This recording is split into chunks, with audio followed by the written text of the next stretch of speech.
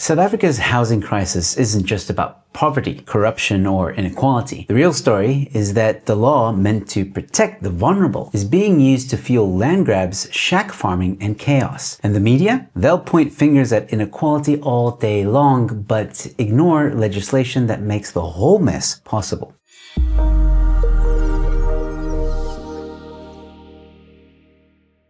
Hello ladies and gentlemen, welcome to Newsflash. I'm your host, Emilio. Thanks for tuning in. Let's talk about what's happening in Erasmia along the R511 in Centurion. This settlement isn't new, it's been around for years, but recently the situation has exploded. In just a matter of weeks, we've seen hundreds, maybe even thousands of new shacks going up, and it's sparked a fresh wave of debate, outrage, and finger pointing. Now, here's where it gets interesting. These shacks aren't free. Plots are being sold. Yes, sold for anything between 10,000 Rand to 35,000 Rand. That's shack farming, plain and simple. You've got criminal syndicates or political influencers selling off hijacked land as if it's legitimate real estate. And sellers insist on South African IDs, saying they won't sell to foreign nationals. But let's be real, illegal is illegal. And while this is happening, 6 private landowners are watching their property being carved up. And yet, according to reports, not a single official case has been opened with SAPS. There's just no justice. This is textbook land invasion. The players, opportunists making money off lawlessness, residents desperate for a roof, and a government whose silence is as loud as a vuvuzela in church service. Now, if you listen to ENCA, the expert's explanation is inequality. Always inequality. Boring. But here's the problem. Inequality isn't forcing these invasions. The PI Act is enabling them. The Prevention of Illegal Eviction Act sounds like an oxymoron. Who wouldn't want to stop ruthless evictions? But in practice, it's a bureaucratic shield for land grabs. It makes eviction a costly, drawn-out nightmare for landowners, while hijackers profit and settlements mushroom. Instead of protecting the vulnerable, it protects syndicates. Instead of balancing rights, it tips the scale against property owners. And instead of solving the housing crisis, it fuels it. Don't believe me? Well, if you want to see how devastating the law can be, look at Stolen Ground, the Tygerberg Raceway story. In just 7 days, a man lost everything he built. His racetrack, his livelihood, his dream. And he was powerless to stop it because of the PI Act. That's the heartbreak this law creates. If you want to dive deeper into how the PI Act works and how land invasions are hollowing out South Africa's property rights, watch Stolen Ground. Link is in the description, and by the way, it's a documentary that I produced. And if you want to help expose what's happening next, I'm producing Stolen Ground 2 and 3, which will investigate the land grabs in Hermanus and Grabouw. Head on over to the BackaBuddy link, linked in the description or pinned comment, and if you prefer EFT, those details are also there. Thanks for the support. But anyways, enter Lusufi. Here's what he said.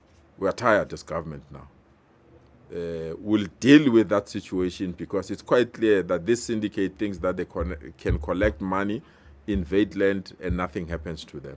If we have to meet in court, we'll meet in court, but we are going to destroy those informal settlements. We can't, because immediately after that informal settlement is established, what do people need?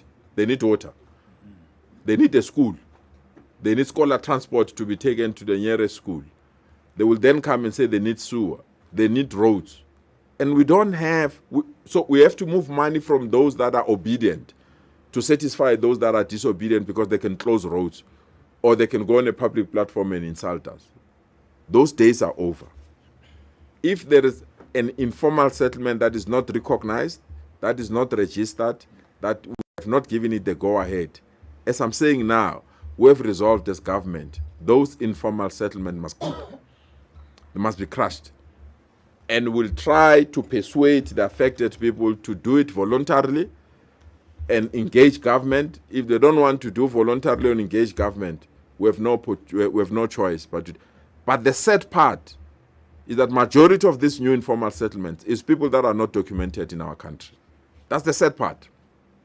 Who think that they can challenge this government on the basis that they can just invade land and then establish that informal settlement without authorization, and thereafter come and blame government that they don't have water. We're not going to allow that. We've been abused, it's enough. We're going to be firm. So when we hear stories from now on, and I said to the team, we are going to dismantle this informal settlement at 2 a.m. I said it to the team. I don't want anyone during the day at 2 a.m. Because I think the patience of this government and the patience of our people in our country and the accommodative nature of us to ensure that we work within the human rights limitations is been abused and taken advantage of. Yeah, he says the government is tired. Bitch, please. Tired of what exactly? Y'all haven't done nothing. If anything, y'all fuel this whole crisis. And he's trying to sound tough too. But here's the real question. Premier, where have you been? This didn't just start yesterday. If you and your government really wanted to fix this, you'd have amended the PI Act years ago. So why haven't you? Ask yourself that. Because as long as the PI Act stands, clamping down is just lip service. Why won't the ANC touch the PI Act? Simple. It creates political leverage. It allows government to shift blame. Oh, it's inequality. Ridiculous bullshit. And it lets them appear sympathetic while private landowners drown in legal costs. Meanwhile, shack farmers cash in. Syndicates grow bolder and the housing crisis deepens. That's not governance, that's negligence. So here's where I stand. South Africa's housing crisis isn't unsolvable, but as long as the PI Act remains in its current form, it will keep producing chaos. It punishes property owners, rewards hijackers, and leaves law-abiding citizens stuck in limbo. If we don't fix the PI Act, the cycle continues. More invasions, more shack farming, more heartbreak. And the ANC will keep shrugging, saying inequality, as though that explains everything. No, it doesn't. The law is broken, and it's time to change it. Once again, ladies and gentlemen, if you want to help me expose the truth behind land grabs in South Africa, please head on over to the Back a Buddy campaign, link in the description or pinned comment. If you prefer EFT details, those details are also in the pinned comment or description. You can find out more information at stolenground.co.za. And comment below, let me know what you think about all this. Do you think the PI Act should be amended or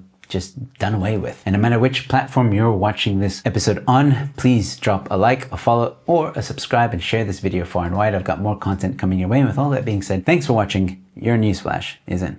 I feel like this is a dangerous situation for me. Oh my God, Tony. Oh my God, as I shouldn't be standing right here? Watch out. Watch out for what? Don't move. Watch out for what? Death? Hey, bro, you sleep? Hey, you sleep? Oh, he's sleepy. Sleepy time. I'm finna get this low center of gravity. I need to get low. Get low. Ah, there we go. Put your hand on it. I can taste it. Slide it. Slide it. Let me just taste it. Oh, this is gonna be good. I got it. Oh, look at this. I took it. I got it, Claire. It's mine now. I'm not fighting, Mama. They fighting over there. They don't know how to act. You said good dogs get good treats. Didn't you say that, Mama? That's why I'm not fighting. They fighting. I'm not fighting. I'm not going to do what they do. See, Mama, I'm being a good dog. Good dogs get good treats. That's what you said. Fight! Don't you run from me.